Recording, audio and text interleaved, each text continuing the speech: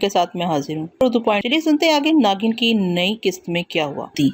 ये वही वक्त था जब शकुंतला मंत्र मुकम्मल करके बिल्लियों की तरफ इशारा कर चुकी थी, लिहाजा उधर नवारद ने बिल्लियों को कोसा। उधर बिल्लियां शकुंतला के मंत्र की वजह से तेवरा कर गिर पड़ी और अपनी अपनी जगह ठंडी हो गई। नवारद ये मंजर देखकर हक्का बक्का रह गया। शायद उसे ऐसी कोई उम्मीद नहीं थी। बिल्लियों को अचानक मरता देखकर इसकी जिग्गी बन गई, क्योंकि वो राहदरी में दाखिल होने और इससे कबल बिल्लियों को बुरी तरह रोते बैन करते देख चुका था। वो समझ गया कि यहाँ जरूर कोई भूत प्रेत है। इसकी दिगरगू हालत देखकर शकुंतला ने इसे मजीद खौफजदा करने का फैसला कर लिया। वो आहिस्तगी से आगे बढ़ी। पंडित दीवार के साथ लगा बिल्लियों को देख देख कर कपकपा रहा था। करीब पहुंचकर शकुंतला ने अपना मुलायम हाथ इसके कांधों पर फेरना शुरू कर दिया। पंडित नदीदा हाथ का लम्स पाकर थर थर कांपने लगा। इसकी आवाज निकलनी बंद हो चुकी थी। शकुंतला रुक गई। उसे पता चल गया कि कोई पल में ये पंडित बेहोश हो जाएगा, फिर फायदा नहीं। इसने फौरन ही मुलायमत से कहा, डरो नहीं पंडित जी, हम खुशकिस्मती की देवी हैं। तुम्हारे भाग अच्छे कि इधर से गुजरते हुए तुम्हें मेजबान बनने के शरफ से नवाजने तुम्हारे पास चले आए हैं। संभल जाओ, हम तुम्हें अपना दर्शन देने लगे हैं। पंडित की हालत संभलने लगी। उधर शकुंतला ने अस्तगी से अपना रूप शोला ज्वाला किया और फिर जाहिर हो। इतनी नरमो मुलायम देवमालाई हुस्न की देवी को सामने पाकर पंडित के 14 तबक रोशन हो गए। काली साड़ी में मलबूस शकुंतला एक देवी ही की तरह तो हसीन और जमील थी। पंडित का खौफ उड़नछू हो गया। शकुंतला के खड़े होने का बावकार अंदाज, साड़ी से झांकते सैडोल जिस्म के नशेबो फराज, आंखों में छलकते हुए मस्ती के पैमाने पंडित की सांसें उथल पथल कर देने के लिए काफी थी। हमारी मेहमान नवाजी न करोगे पंडित जी? शकुंतला जुल्फों को झटक कर अदाए दिलबराना से बोली तो अचानक किसी ख्याल के तहत पंडित की नजर इसके पैरों की जानब चली गई। शकुंतला ने खिलखिलाकर हंसते हुए साड़ी को थोड़ा सा ऊपर खींचकर अपने दोनों पांव बारी बारी पंडित को दिखाए। चुड़ैल नहीं हूँ, वाकई देवी हूँ और खुशकिस्मती का हुमा बनकर तुम्हारे पास मंदिर में आ गई हूँ। अगर नाराज हुई तो चली जाऊंगी। ये कहते हुए शकुंतला अचानक ही गायब हो गई। हम जा रहे हैं पंडित, तुमने हमारी मेहमानदारी न करके हमारा अपमान किया है। हम अवश्य तुम्हें श्राप देंगे, तुम्हारे जीवन में कठिनाइयां भर देंगे। देवी जी, अचानक पंडित चीख पड़ा, मुझे माफ कर दे, मुझे अपना दर्शन दे देवी जी। पंडित चीखने लगा तो शकुंतला फिर जाहिर हो गई।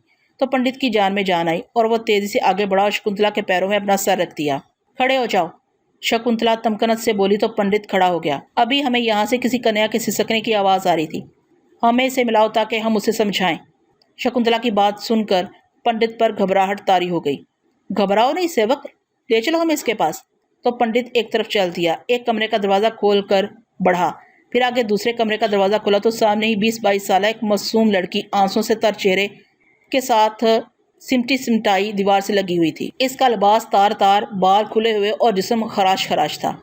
पंडित को देखकर हाथ जोड़कर सिसकने लगी, लेकिन पंडित के साथ खूबसूरत हसीना को पाकर हैरानी से उसे देखने लगी। नाम है तुम्हारा? लड़की। शकुंतला ने मुतरहम नजरों से लड़की को देखा। इसे पंडित की रेशा दवानियों पर सख्त गुस्सा आ रहा था, जो एक मासूम लड़की को बंद कमरे में भिगोड़ रहा था। शकुंतला उसे सजा देने का फैसला कर चुकी थी। मेरा नाम झरना है, लड़की सिसकी। मुझे माता पिता आज सुबह ही दासी के तौर पर इस मंदिर में चढ़ावा चढ़ा कर गए हैं। क्यों पंडित जी? शकुंतला दोनों हाथ कमर पर रखकर बोली। दिन के उजाले में तुम बेटी कहकर कवारी कन्याओं के सरों पर हाथ फेरते हो, रात की तन्हाई में भेड़िए बनकर इनको भिगोड़ते हो। ये झूठ बकती है देवी जी। ये मंदिर के दरवाजे पर खड़ी रो रही थी कि मैं इसे अंदर ले आया, अब मुझ पर इल्जाम लगा रही है। लड़की हैरानगी से कभी शकुंतला और कभी इसके जारहाना अंदाज और कभी पंडित के खौफजदा चेहरे को देखने लगी। शायद वो अंदाजा लगाने की कोशिश कर रही थी कि चंद लम्हे पहले शैतान बना ये पंडित अब हाथ जोड़े इस खूबसूरत लड़की के सामने कांप क्यों रहा है। जल्द ही वो भांप गई कि खूबसूरत साड़ी में मलबूस ये सजी सवरी हसीना जरूर इस पंडित से बहुत ऊंची चीज है, शायद कोई राजकुमारी है। ये बात समझते ही झरना उठी और अपने नकाफी लिबास को संभालते हुए शकुंतला के चरणों में आ गिरी। मेरी सहायता करें राजकुमारी जी, ये राक्षस मेरी इज्जत बर्बाद कर रहा है। चुप कुतिया, पंडित ने हाथ बढ़ाकर जोरदार चांटा झरना के गाल पर जड़ दिया। ये तेरी सहायता करने नहीं बल्कि मेरे पास खुशकिस्मती की देवी बनकर मेहमान हुई है। नहीं पंडित जी, शकुंतला शोलाबार निगाहें पंडित पर गाड़ कर बोली। आए तो हम इसलिए थे कि मंदिर के पंडित पर खुशकिस्मती के दरवाजे खोल देंगे, मगर काली रात के अंधेरे में तेरे स्याह करतूत देखकर हमने अपना इरादा बदल दिया है। ये कहते ही शकुंतला के लब हिलने लगे। इसकी खूबसूरत आंखें पंडित के चेहरे पर मरकूज थीं। पंडित भी भांप गया कि देवी के इरादे खतरनाक हैं। इसने राह फरार इख्तियार करने की ठान ली और अचानक ही दरवाजे की तरफ बकटुट भाग खड़ा हुआ। लेकिन अभी वो दरवाजे से निकलकर बरामदे में ही पहुंचा था कि इसके पैरों ने दौड़ने से इनकार कर दिया और वह धड़ाम से मुंह के बल पक्के फर्श पर आन गिरा। और फिर दोबारा उठने की हसरत इसके दिल में ही रही। शकुंतला अब इसके सर पर पहुंच चुकी थी। पंडित ने शकुंतला की तरफ देखा तो इसकी चीख निकल गई। खूबसूरत चेहरा बिगड़ने लगा था। शकुंतला के मन में खूनी प्यास उभर चुकी थी। उसकी नजरें पंडित की फूली हुई गर्दन पर थीं। पंडित का सारा वजूद अब साकित हो चुका था। शकुंतला ने इसके साकत वजूद को सीधा किया और फिर इसकी मोटी गर्दन पर झुक गई। अपने तेज दांतों से गर्दन के बखिए उधेड़ कर ताज़ा गाढ़ा और गर्म खून अपने मैदे में मुंतकिल करने लगी। पंडित की तो आवाज़ भी रुक चुकी थी। बस वो मुंह खोले खरर खरर कर रहा था। इसी स्ना में सितम रसीदा लड़की भी वहां पहुंच गई और हैरानगी से सूरत हाल को समझने की कोशिश करने लगी। और फिर जैसे ही उसे सूरत हाल का इल्म हुआ, इस बेचारी से अपनी चीख ना रुक सकी। लड़की की चीख सुनकर शकुंतला ने सर उठाया तो लड़की खून आशाम शकुंतला का खून से भरा चेहरा देखकर अपने हवास कायम ना रख सकी और त्योरा कर गिर पड़ी और बेहोश हो गई। शकुंतला मुस्कुराने लगी और फिर इसने इत्मीनान से दोबारा अपने होंठ उबलते खून पर रख दिए। काफ़ी देर बाद जब वो पंडित के खून का कतरा कतरा अपने हलक में उतार चुकी तो उठी और नशे में सरशार लड़खड़ाती हुई खड़ी हो गई और एड़ी पर जोर से घूमी तो लम्हा भर में वो साफ शफाफ साड़ी में मलबूस खड़ी थी। इसके कपड़ों और चेहरे पर खून का शैबा तक न था। एक सेकंड इसने बेहोश लड़की को देखा और फिर गायब होकर मंदिर से बाहर की तरफ चल दी। अब वो फिर बस्ती हशमतपुर में घूमने लगी। मुर्गाने शहर की बांगें शुरू हो चुकी थीं। वो बेमकसद मटर गश्त कर रही थी और फिर एक दरख्त के नीचे आन बैठी। सामने ही किसी इमारत की चंद सीढ़ियाँ उसे नजर आईं। इक्का दुक्का लोग उसे सीढ़ियाँ चढ़ते नजर आए। अभी वो ये सोच ही रही थी कि ये इमारत कैसी है, एक तरफ से उसे किसी की आवाज़ सुनाई दी, यूसुफ भाई अस्सलाम वालेकुम। वालेकुम अस्सलाम। इसे यूसुफ की जवाबी आवाज़ सुनाई दी तो शकुंतला ने पलट कर देखा। दो नौजवान उसे हाथ मिलाते नजर आए। शकुंतला की उकाबी नज़रें पहचान गई कि इनमें से एक यूसुफ है। वो उठ खड़ी हुई और आहिस्ता आहिस्ता यूसुफ की तरफ जाने लगी, लेकिन सामने वाली इमारत के पास पहुंचते ही यूसुफ और दूसरा नौजवान सीढ़ियां चढ़कर इमारत के अंदर दाखिल हो गए। शकुंतला भी तेज़ी से इनके पीछे लपकी, लेकिन जैसे ही इसने पहली सीढ़ी पर कदम रखा, इसे ज़ोर से झटका लगा और वह पत्थर की तरह वापस चारों शाने चित गिर गई। अपनी चीख उसने बामुश्किल रोकी। उसे अच्छी खासी चोट लगी थी, लेकिन चोट को छोड़कर वो इस बात पर हैरान थी कि ये क्या राज है, ऐसे झटका क्यों लगा। लेकिन दोबारा इसकी सीढ़ी पर कदम रखने की हिम्मत ना हो रही थी। थोड़ी देर इसी तरह गुजर गई। अब तेज़ी से लोग आ आकर इमारत की सीढ़ियाँ चढ़ रहे थे। शकुंतला समझ गई कि मुसलमानों की इबादतगाह यानी मस्जिद है और वो गहरा सांस लेकर वहीं बैठकर यूसुफ के बाहर निकलने का इंतज़ार करने लगी। कोई आध घंटे बाद जब हल्की हल्की पो फटना शुरू हो गई तो उसे मस्जिद से दूसरे लोगों के साथ यूसुफ भी बाहर आता दिखाई दिया। तो वो उठ खड़ी हुई और यूसुफ का ताकुब करने लगी। वही नौजवान अब भी यूसुफ के साथ था। दोनों बेफिक्री में बातों में मसरूफ़ थे और आखिरकार चलते चलते एक मकान के दरवाजे के पास खड़े होकर गुफ्तगू करने लगे। शकुंतला मज़ीद इनके करीब हो गई। यूसुफ कह रहा था, नहीं भाई रफ़ीक, मैं तो शायद आपके भाई की शादी में शिरकत ना कर सकूँ, क्योंकि मैं देहरादून जा रहा हूँ। आपको तो पता है कि उर्स में शिरकत किस कदर ज़रूरी है। हो सकता है मैं इस शादी की वजह से ना जाता, मगर दादा हुजूर आए हुए थे, अभी कल शाम के काफ़िले के साथ ही गए हैं। उन्होंने ताकीद की है कि उर्स में शिरकत के लिए रवाना हो जाऊँ। वापस आकर इंशाल्लाह तौफीक और भाभी की दावत ज़रूर करूँगा। यूसुफ भाई, सोच रहा हूँ कि इस बार मैं भी उर्स की तकरीब में शिरकत करूँ, मगर तौफीक की शादी आन पड़ी है। तो शादी के 2 दिन बाद चल पड़ना, उर्स तो अगले महीने ही है ना। हाँ, ये ठीक रहेगा। और फिर दोनों इधर उधर की बातें करते रहे, जिन्हें शकुंतला दम सादे बगौर सुनती रही। आखिर में तौफीक को यूसुफ शकुंतला से मुलाकात की कहानी सुनाने लगा तो शकुंतला के कान खड़े हो गए। वो हमतन गोश हो गई। और फिर अचानक जब यूसुफ ने रफ़ीक को एक बात बताई तो शकुंतला की आंखें हैरत से पटने लगी। वो तो ये बात सोच भी ना सकती थी। बात इसके अपने ही बारे में थी, लेकिन ये बात कुछ ऐसी थी कि शकुंतला के 14 तबक रोशन हो गए। और फिर बात से बात निकलती रही। यूसुफ रफ़ीक को साईं बाबा के मज़ार पर ज़रूर पहुँचने की हदायत करने लगा और फिर रफ़ीक के इस्तफसार पर यूसुफ उसे बताने लगा कि वो साईं बाबा के मज़ार पर कैसे कैसे दिनों में किन किन रास्तों से होता हुआ पहुँच सकता है। शकुंतला ज़हन के गोशों में सब कुछ बिठाती चली गई। याददाश्त तो इसकी बला की थी और फिर जब बात इसकी अपनी ज़ात की हो तो इसके तमाम तर हवास पूरी तरह बेदार हो जाते थे। रफ़ीक समझा हो या ना हो, लेकिन शकुंतला झटपट सब कुछ समझ गई कि साईं बाबा का मज़ार किस इलाके, किस शहर और किस गाँव में है।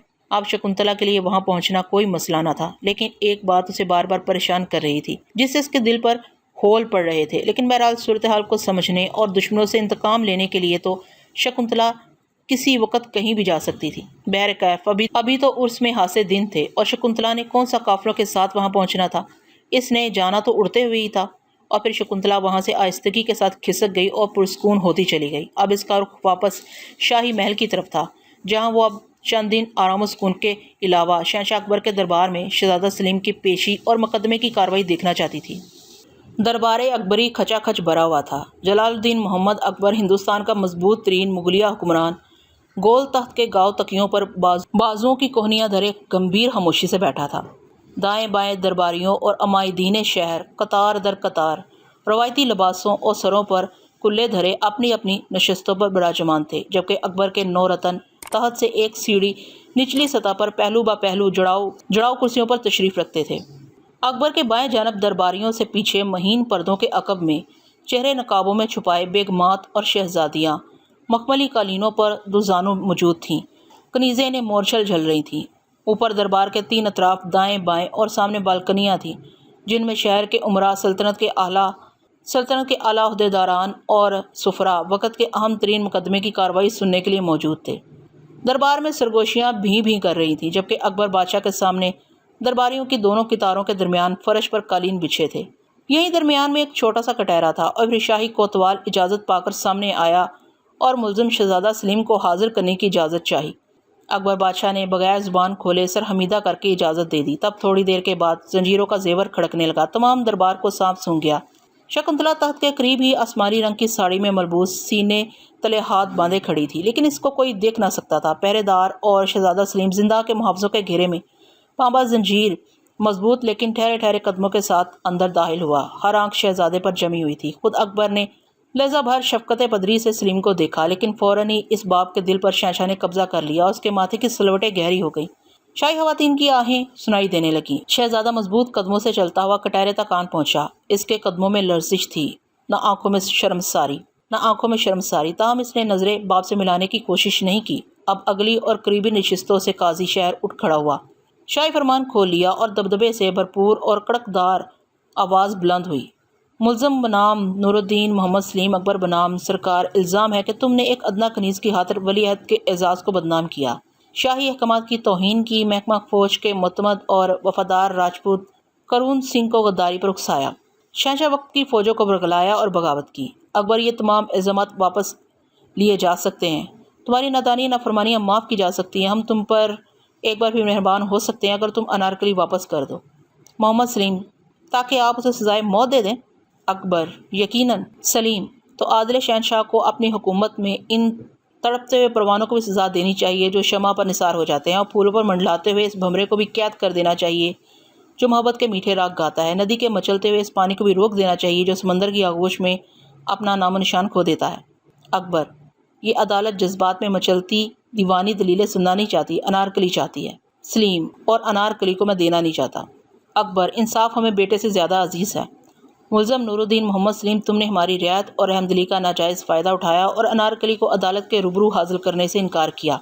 लिहाजा माबदौलत मुजरमा अनारकली की सज़ा बरकरार रखते हुए अनारकली के बदले तुम्हें सज़ाए मौत देते हैं। हर तरफ से रहम की सदाएँ बुलंद होने लगीं। अकबर, बाप रहम कर सकता था, मगर शहंशाह अकबर इंसाफ के तकाजे पूरे करेगा। हमारा फ़ैसला अटल है। मोहम्मद सलीम को सज़ाए मौत सुनाई जाती है। शहजादा सलीम को सज़ाए मौत क्या सुनाई गई? पूरे हिंदुस्तान में सफ़े मातम बिछ गया। उधर करून सिंह राजपूत की हिफाजत में अनारकली को जब सलीम की सज़ाए मौत का पता चला तो वह तड़प उठी और फिर एक दिन मौका पाकर एक वफादार मुलाजिम के साथ भाग उठी। इस दिन शहंशाह अकबर ने बड़े दिनों के बाद दरबार लगाया था कि इन्हें खबर हुई कि एक नकाबपोश लड़की बारियाबी की इजाज़त चाहती है। वो अनारकली की खबर लाई है। झटपट ही उसे शहंशाह के सामने पेश कर दिया गया। वो स्याह चादर में मलबूस थी। शहंशाह की नज़रें इस पर गड़ी हुई थीं। पूरा दरबार लड़की को नज़रों से गिरफ्तार किए हुए था कि ये कौन है और अनारकली की बाबत क्या खबर लाई है। लड़की ने भरे दरबार में यकलत नकाब उलट दिया। शहंशाह अकबर अपनी जगह से खड़े हो गए। पूरे दरबार में हाहाकार मच गई। अनारकली सबके सामने मौजूद थी। दरोगा जिंदान फुर्ती से उठ खड़ा हो जाता है, किसी मतवक्का हुक्म के पेश नज़र शहंशाह को देखता है, लेकिन शहंशाह खामोश है। इसकी नज़रें अनारकली पर जमी हैं। इसका चेहरा अंदरूनी खलफशात से चुगली खा रहा है। दरोगा झुक कर पूछता है, मैं ज़िले लाही के फरमान का मुंतज़र हूँ। दरोगा की बात सुनकर अकबर दरोगा की जानब देखता है। मौत। अकबर के होंठों से 3 हर्फ निकले। किसकी हजूर? दरोगा फिर पूछता है। जिसके गीत ने शाही ईवानों को शोलों की नज़र कर दिया, जिसकी खूबसूरती ने वली अहद हिंद को पागल कर दिया, जिसकी अदाओं ने हमसे हमारा शेखूत छीन लिया। अकबर की आवाज़ फट गई और पूरे दरबार को सांप सूंघ गया। अनारकली का चेहरा सपाट था, इसके लब हिले। लेकिन मेरे सलीम को बख्श दिया जाए और मुझे आखिरी बार सलीम को देखने दिया जाए।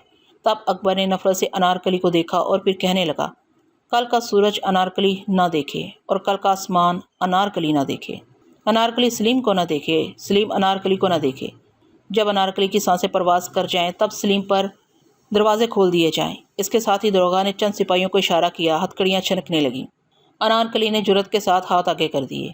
अगली सुबह मुंह अंधेरे महल से ज़रा हटकर फौज के पहरे में अनारकली को खड़ा करके इसके इर्द गिर्द चारों तरफ दीवारों की चुनाई कर दी गई। राज मजदूर तेजी से काम कर रहे थे। नादरा यानी अनारकली हसरत और याज की तस्वीर बनी दूर उफक पर नजर जमाए खड़ी थी। दीवारें अनारकली की कमर तक आ चुकी थी। चुनाई करने वालों की आंखें भी इस जुल्म पर नमदीदा थी, मगर शहंशाह वक्त के हुक्म से सरताबी से किसको मजाल थी। कोई दम अनारकली जिंदा दफन होने वाली थी। शकुंतला भी चुपचाप महवे नजारा थी। उधर सलीम को जिंदा में अनारकली की गिरफ्तारी और जिंदा दीवारों में चुन देने की खबर मिल चुकी थी। वो सलाखों से सर टकरा रहा था। जोधाबाई दीवानाबाद जिंदा पहुंच चुकी थी। बेटे की हालत इसे देखी ना जा रही थी। हर तरफ कोहराम मचा हुआ था। और फिर शकुंतला ने देखा कि दीवारें अनारकली के कद से ऊपर हो गई हैं। तब नादरा सिसकी और सलीम सलीम चीखने लगी। उसकी चीखें बेचारगी से पुर थीं। नादरा की माँ इस सदमे की ताब न लाकर तेवरा कर गिर पड़ी। उसकी रूह परवास कर गई। कहीं और देखने वाली कनीज़ें भी इस मंजर की ताब न ला सकीं और गिरकर बेहोश हो गईं। दीवारें ऊपर हुई तो लकड़ियों के तख्ते ऊपर रख कर छत बना दी गई। अनारकली चार दीवारी के अंदर बंद हो गई। बाहर से दीवारों पर बर्क रफ्तारी से प्लस्तर कर दिया गया। अनारकली का दम घुटने लगा और वो वहशत अंगेज अंदाज में अंदर से दीवारों को थपथपाने और जोर लगाने लगी। मगर 18 इंच की दीवारों के आगे जंजीरों में जकड़ी अनारकली की एक न चली। गुप अंधेरे में उसे होल आने लगा। उसे पता था कि दीवारों से बाहर हंसती बसती दुनिया है, मगर वो कोई दम की मेहमान है। उसका दम घुट रहा था। हवा तेज से ख़त्म हो रही थी और आज मिस्त्रियों ने अपना काम ख़त्म कर दिया था। अब सिर्फ पहरेदार रह गए थे। अनारकली का किस्सा ख़त्म हो चुका था। अगले दिन शहजादा सलीम को जिंदा से निकाल कर महल ले आया गया, मगर इसकी नज़रें साकत थी। उसे सख्ता तारी था। अपने पलंग पर दराज वह चुपचाप लेटा था। सदमे से दीवानी हरकत कर रहा था। किसी को पहचान ही ना रहा था। ऐसे में रानी जोधाबाई और शहंशाह अकबर की आमद का बिगल बजता है। दोनों खामोश है। दोनों के चेहरे सते हुए। रानी रो रही है। अकबर की आंखें खुश्क हैं। कमरे में आकर दोनों उदास और खामोश अंदाज में सलीम को देखते हैं, जो एक टुक छत को तके जा रहा है। माँ बाप को देखकर एक सरसरी नज़र इन पर डालता है और फिर साकित हो जाता है। रानी चंद लम्हे बेटे की हालत देखती और फिर दौड़कर से लिपट जाती है। मेरा सलीम, मेरा बदकिस्मत बच्चा, मेरे लाल, मेरे नामुराद शहजादे, तू कहाँ देख रहा है? मैं तेरी माँ हूँ। फिर उठ जाती है और अकबर के पास जाकर उसके शाने पकड़कर झिझोड़ती हुई कहने लगी, देखा महाबली, तुम्हारे सीने में तो ठंड पड़ गई। माँ को खून रुला दिया। तुम्हारी फतह तो हो गई। हमेशा ताकत से फतह के आदी जो हो गए हो तुम। कभी किसी का दिल जीता होता तो तुम्हें एहसास होता। और फिर दाड़े मार मार कर रोने लगती है। माँ की हालत देखकर सलीम उठ खड़ा हुआ और अम्मा नारकली कहता हुआ माँ के शाने पर सर रखकर बिलकने लगा। शहंशाह अकबर की पलकों के गोशे भी भीगने लगे। शेहू, मेरे बच्चे, होश में आओ। अकबर आहिस्तगी से सलीम के शाने पर हाथ रखता है तो सलीम भड़क उठता है।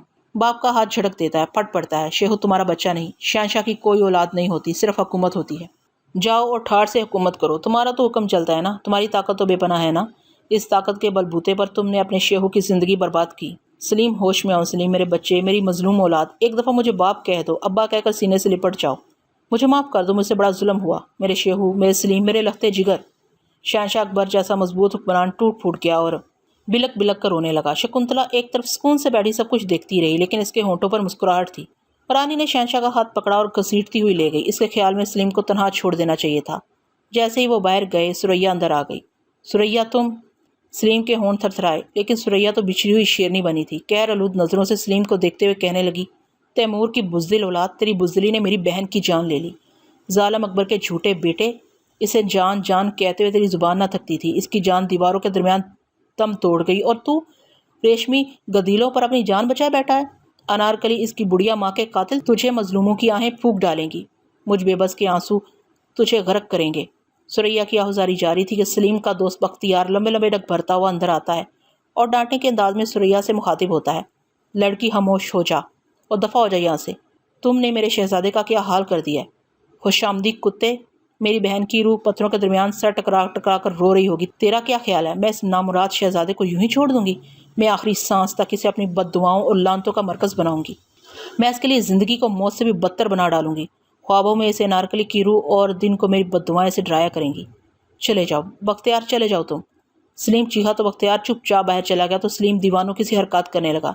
अनारकली, मेरी अनारकली दीवार में जिंदा चुनवा दी। मैं कुछ न कर सका। सुरैया, तेरी बदुआएं सहने के लिए जिंदा रह गया हूँ। सलीम फूट फूट कर रोने लगा। अब मगरमच्छ के आंसू बहाने से क्या फ़ायदा शहजादे? अनारकली ने तुझे कहा था ना कि तू तो शहजादा है, तुझे कोई कुछ ना कहेगा, लेकिन मैं मामूली कनीज़ हूँ। मेरे लिए शहंशाह के माथे पर पड़ने वाली शक की सलवट ही काफ़ी है। तुझे तो मलका हिंद कोई मिल ही जाएगी। मैं अनारकली को कहाँ से लाऊं? किसे बहन कहूँ, किसे माँ पुकारूं? तू मतलब परस्त है, कलियों का रस चूसने वाला भंवरा है, बेवफा है, हरजाई है, मेरे खानदान का कातिल है। तुझ पर आसमान टूटेगा। बस करो सुरैया, बस करो, मेरा दिमाग फट जाएगा। मैं आग लगा दूंगा इस महल को, तोड़ डालूंगा पत्थरों से चुने इस किले को। ये कहता हुआ शहजादा सलीम टकरे मारने लगा, मखमल के पर्दे नोचने लगा। इस पर दीवानगी तारी होगी, लेकिन फिर जैसे इसने खिड़कियों के सामने लगे एक पर्दे को पूरी कुव्वत से नोचकर फेंका, इस पर जैसे सख्ता तारी हो गया। इसके पाँव फर्श पर जम गए, इसकी नज़रें साकित हो गईं। वह खामोश हो गया। पर्दे के पीछे अनारकली खड़ी थी, खूबसूरत शहजादियों वाले लिबास में, मेहंदी लगे हाथ, लखनवी अंदाज में। उसने हाथ माथे तक ले जाकर शहजादा सलीम को आदाब किया, लेकिन सलीम तो अपने होशो हवास में ही ना था। गमी के एकदम दौरे के बाद शदीद खुशी की ये कैफियत इस पर शादी मरक तारी कर गई थी। बाजी, सुरैया दौड़कर रोती हुई अनारकली से लिपट गई। तो तुम नादरा, अनारकली तुम जिंदा हो? हाँ मेरे शहजादे, मैं जिंदा हूँ। अपने सलीम के लिए, अपने शेहू के लिए, अपने साहिब आलम के लिए, अपने सच्चे प्यार की बदौलत, अपने रब के करम से और वसीला ये हातून सहारा है। अनारकली ने एक तरफ इशारा किया तो हैरत से सलीम ने पलट कर देखा। शकुंतला वहाँ पूरी आबोताब से बैठी मुस्कुरा रही थी। ये कौन है? शहजादा चौंका। और यहाँ हमारी ख्वाबगाह तक कैसे आ गई? तुम्हें किसी ने रोका नहीं? इसे कौन रोक सकता है शहजादे, जो बंद दीवारों के दारल मौत से नादरा को मक्खन से बार की तरह निकाल लाई है? इसे कौन रोक सकता है? इसका नाम शकुंतला है। यह जादूगरनी है। इन्हीं की वजह से आज सलीम और अनारकली का मिलन मुमकिन हो सका है। और फिर शहजादा सलीम ने शकुंतला की मौजूदगी को नज़रअंदाज करते हुए दोनों बाजू खोल दिए। सुरैया बहते आंसुओं और हंसती आंखों के साथ कुछ रोती कुछ मुस्कुराती बाजी से अलग हो गई। अनारकली चंद लम्हे अपने दिल की धड़कनों को काबू करती रही, फिर दौड़ती हुई शहजादा सलीम के गले जा लगी। दोनों एक दूसरे को रोते हुए भींचने लगे। सलीम ने अनारकली को बाजुओं में भरकर सीने से लगाए लगाए उठा लिया और घुमाने लगा, लेकिन फिर जैसे ही वो अनारकली की पोस्ट दरवाजे की तरफ हुई, ऐन इसी लम्हे सुरैया की दिलखराश चीख बुलंद हुई, बाजी। लेकिन इसके साथ ही हल्की सी खटक की आवाज़ गूंजी और अनारकली ने हिक करके हिचकी भरी और सलीम के बाजुओं में झूलने लगी। शकुंतला ने बिजली की सी तेज़ी से उठकर दरवाजे की तरफ देखा तो इसे तीर कमान फेंक कर दिलाराम भागती नजर आई। शहजादा सलीम तेजी से अनारकली को फर्श पर लिटाया और दिलाराम के पीछे लपका, जबकि सुरैया चीखती चिल्लाती पहले ही इसकी तरफ दौड़ चुकी थी। शकुंतला गहरी सांस लेकर रह गई। इसके बावजूद कोशिश के कहानी का अंजाम बदल न सका और बिलाखिर अनारकली की मौत वाक़या हो गई थी। वो भी आहिस्तगी से बाहर निकल आई। क्या देखती है, सब लोग दीवाना वार दिलाराम को तलाश कर रहे हैं, लेकिन दिलाराम तो ऐसे गायब थी जैसे गधे के सर से सींग। शकुंतला जान गई कि चूंकि दिलाराम महल की पुरानी कनीज़ है, इसलिए अब किसी खुफिया जगह जा छुपी है, जिसके बारे में बहुत कम लोग जानते होंगे। लेकिन शकुंतला एक सांप थी और सांप इंसान की बू पा लेता है, लिहाजा शकुंतला इर्द गिर्द कुछ सूंघने लगी। जल्द ही उसे दिलाराम की बू आ गई। वो बू के पीछे पीछे चलने लगी, जबकि महल के मुहालफिन भी पकड़ो पकड़ो जाने न पाए की आवाज़ें लगाते हुए दौड़ भाग रहे थे। सुरैया उसे एक फव्वारे के किनारे धाड़े मारती मिल गई। सलीम उसे एक दीवार के पास सर निउड़ाए रोता हुआ नजर आ गया। लेकिन अब शकुंतला को दिलाराम की तलाश थी, जो रोपोश हो चुकी थी, लेकिन इसकी हल्की हल्की बू शकुंतला के नथनों में पहुंच रही थी। शकुंतला चुपचाप बू के पीछे चलती रही। अब वो महल के अकबी बागीचे में पहुंच चुकी थी। दिलाराम की बू से एक तरफ बनी पुरानी बारादरी से आ रही थी, लेकिन जब शकुंतला बारादरी के पास पहुंची तो बू एकदम गुम हो गई। शकुंतला कुछ परेशान होकर इधर उधर दिखने लगी और बारादरी के गिर्द घूमने लगी। कभी तो उसे तेज बू महसूस होती और कभी बिल्कुल ही कम। शकुंतला जान गई कि हो ना हो दिलाराम यहीं कहीं छुपी हुई है। अब शकुंतला ने बारीक बिनी से बारादरी का जायजा लेना शुरू किया।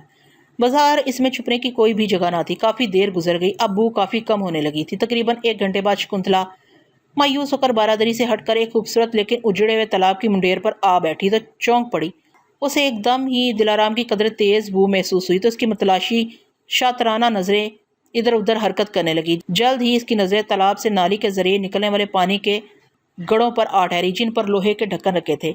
इनकी तादाद 4 थी, जो तालाब के चारों कोनों पर मौजूद थे। शकुंतला ने एक ढक्कन उठाया तो नीचे से सूखे कीचड़ की तह भी दिखाई दी, क्योंकि ये एक मतरूक किस्म का तालाब था।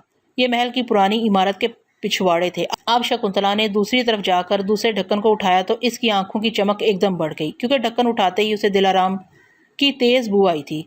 गटर में कीचड़ न था, बल्कि ये 8 फीट के करीब गहरा लेकिन खाली था। शकुंतला धम से इसके अंदर कूद गई तो उसे चारों तरफ सपाट दीवारें ही दिखाई दी, लेकिन वो बैठकर तय से जायजा लेने लगी। यहाँ कुछ अंधेरा था, लेकिन चारों तरफ नीचे लोहे की बारीक जालीनुमा ढक्कन लगे थे। वो गौर से चारों तरफ देखने लगी। जल्दी उसे महसूस हुआ कि एक जाली बकाया जाली के बनिस्बत कदरे अपनी जगह से हिली हुई नजर आ रही थी। उसने जोर लगाया तो जाली अंदर से गिर गई। शकुंतला ने अंदर झांका तो उसे एक रास्ता सा दिखाई दिया, लेकिन रास्ता लबूतरी सुरंग का सा था जिसमें आदमी बमुश्किल लेटकर ही गुजर सकता था। शकुंतला ने जैसे ही सर अंदर घुसाया उसे दिलाराम की तेज बू महसूस हुई। चनाचा उसने आओ देखा ना ताओ लेटकर सुरंग में दाखिल होगी। इसकी तेज नजरों ने गहरे अंधेरे में देखा, दूर तक सुरंग ऐसे ही तंग मोरीनुमा जा रही है जिसमें मुश्किल इंसान लेटकर ही जा सकता है। लिहाजा शकुंतला ने हल्की सी फुनकार के साथ नागन का रूप धारा और फिर पूरी रफ्तार से सुरंग के अंदर रेंगने लगी। कोई 50 फीट तक अंदर जाने के बाद सुरंग की छत बतदरीज उसे बुलंद होती हुई महसूस होने लगी। हत्ता कि इतनी खुली हो गई कि इंसान खड़ा होकर इसमें चल सकता था। लिहाजा शकुंतला दोबारा इंसानी शक्ल में आ गई और जमीन से बिलसत भर बुलंद होकर बरक रफ्तारी से आगे बढ़ने लगी। अब सुरंग साफ सुथरी और हवादार हो गई। जूं जूं वो आगे बढ़ रही थी, दिलाराम की बू तेज से तेज तर हो रही थी। शकुंतला जान गई कि दिलाराम इसी रास्ते से फरार हो रही है। और फिर शकुंतला को दिलाराम नजर आ गई जो सुरंग की दीवार से टेक लगाए हाँप रही थी और खौफजदा हरनी की मानत इसकी नजरें बार बार अपने अकबी रास्ते पर पड़ रही थी। शकुंतला आहिस्तगी से इसके करीब जा खड़ी हुई। दिलाराम पसीने में शराबूर थी, बाल खुल चुके थे, सीना धोंकने की मानत फूल और पिचक रहा था, जुबान सूख कर तालू से लगी थी। जल्द ही वो उठ खड़ी हुई और दौड़ने के अंदाज में चलने लगी। शकुंतला आहिस्तगी से इसके करीब से गुजर कर आगे निकल गई और बरक रफ्तारी से सफर करने लगी। जल्द ही शकुंतला सुरंग के धाने तक आ पहुंची और फिर इसकी हैरत की इंतहा न रही जब उसने देखा कि सुरंग दरख्तों के एक बहुत बड़े झुंड के पास आकर खत्म हुई थी। बेशुमार दरख्त बेतरतीब इसके मुंह के आगे खड़े थे। सामने ही एक पहाड़ी चोटी थी और पहाड़ के दामन में शकुंतला को वही खंडरनुमा इमारत नजर आ रही थी जहां यूसुफ से इसकी पहली मुलाकात हुई थी। सामने ही एक चश्मा भी बह रहा था। शकुंतला ने इत्मीनान से ठंडे पानी से हाथ मुंह धोया और जी भरकर ठंडा पानी पीने लगी। सैर होने के बाद इत्मीनान से एक तरह से टेक लगाकर टांगे पसार ली और घास के तिनकों से खेलते हुए दिलाराम का इंतजार करने लगी। दिलाराम को सुरंग से बाहर आने में मजीद कोई 2 घंटे लगे। जब शकुंतला को हरासा और बदहवास दिलाराम की शक्ल नजर आई, सुरंग के बाहर आते ही वो पानी के चश्मे के पास आकर तकरीबन गिर पड़ी और चंद लम्हे सांस दुरुस्त करने के बाद प्यासे ऊंट की तरह पानी हलक के रास्ते पेट में उतारने लगी। पानी पीने के बाद दिलाराम वहीं चश्मे के किनारे निढाल होकर गिर पड़ी और आंखें मूंद लीं। वहीं इसकी आंख लग गई। शकुंतला उसे देख देख कर अपने होंठों पर जुबान फेर रही थी कि अचानक दिलाराम किसी खौफनाक ख्याल से हड़बड़ाकर उठ खड़ी हुई। लेकिन जैसे ही वो पलटी, अपने करीब एक इंतहाई हसीन और जमील औरत को शाहाना लिबास में मलबूस देखकर चौंक पड़ी। किसी ख्याल से दाएं बाएं देखा, लेकिन कोई और जीरो से नजर न आया तो उसे कुछ ढारस हुई। कौन है आप? दिलाराम के लब हिले। अनारकली की कातला तुम हो और मैं तेरी कातला बनना चाहती हूँ। दिलाराम के चेहरे पर कई रंग आकर गुजर गए। मतलब तो तुम बताओ दिलाराम कि जब शहंशाह अकबर ने अनारकली को दीवार में चुनवा दिया, लेकिन इसकी किस्मत में मरना न था और शकुंतला ने उसे बचाकर शहजादा सलीम से मिलवा दिया, तो तुमने फिर उसे जहर में बुझा तीर मारकर क्यों हलाक किया? आपको कैसे पता चला इस बात का और आप हैं कौन? दिलाराम सटपटा चुकी थी। तफसील में जाने का वक्त मेरे पास नहीं और ना ही मैं तुम्हें जवाबात देने की पाबंद हूँ। तुम्हारी इतला के लिए बस इतना ही काफी है कि अब कुछ ही देर बाद मेरे हाथों तुम कत्ल हो जाओगी, क्योंकि मैं तुम्हारा खून पीना चाहती हूँ। इसलिए कि मैंने अनारकली को चुनी गई दीवारों से निकाल कर सलीम से मिलवाया था और तुमने इसे तीर से कत्ल करके मेरी मेहनत पर पानी फेर दिया, जिसकी वजह से शकुंतला तुम्हें सजाए मौत सुनाती है और अभी और इसी वक्त शकुंतला अपने इस हुक्म पर खुद अमल दरामद करेगी। ये कहते हुए शकुंतला आगे बढ़ी। दिलाराम ने बेसाख्ता पीछे हटने की कोशिश की, लेकिन इसकी इस इज़्तिरारी हरकत का साथ पैरों ने देने से इनकार कर दिया, क्योंकि शकुंतला ने अपने जादू के जोर से उसे साकित कर दिया था। और फिर थोड़ी देर में शकुंतला दिलाराम की शायरग उधेड़ चुकी थी। इस वीराने में दिलाराम की चीखें गूंजने लगीं। वह इस बुरी तरह करब से टकरा रही थी कि पूरी वादी इसकी चीखों से गूंज रही थी। लेकिन शकुंतला बड़े सुकून और मज़े से खूबसूरत दिलाराम का खून आराम आराम से अपने मादे में मुंतकिल कर रही थी। दिलाराम का पूरा जिस्म कांपते हुए झटके ले रहा था। वह मुर्गे बिस्मिल की तरह तड़प और चीख रही थी। लेकिन शकुंतला को ऐसी चीखें और वावेले सुनते हुए कई 100 साल हो चुके थे, पर इनका कतन इस पर असर नहीं होता था। लेकिन अचानक ही शकुंतला पुस्त के बल धड़ाम से जा गिरी। चंद लम्हे तो उसे पता ही न चला। फिर किसी ख्याल के तहत तड़प कर उठ खड़ी हुई और तेजी से पलट कर देखा तो हक्का बक्का रह गई। सामने ही यूसुफ और इसका दोस्त रफीक खड़े थे। यूसुफ ने ही शकुंतला के बाल पकड़कर उसे पीछे खींचा था और अब कीनातूज नजरों से शकुंतला को घूर रहा था। ना बकार संगदिल सपनी, तो इतनी गिरी हुई है कि मैं सोच भी नहीं सकता था। शकुंतला यूसुफ की इस बेवकत मुदाखलत और दखले दरमाकुलात से भी ना उठी। नशे से इसकी आंखें ऊपर चढ़ी हुई थी। यूसुफ का दोस्त रफीक एक खूबसूरत लड़की को इस हाल में देखकर थरा उठा।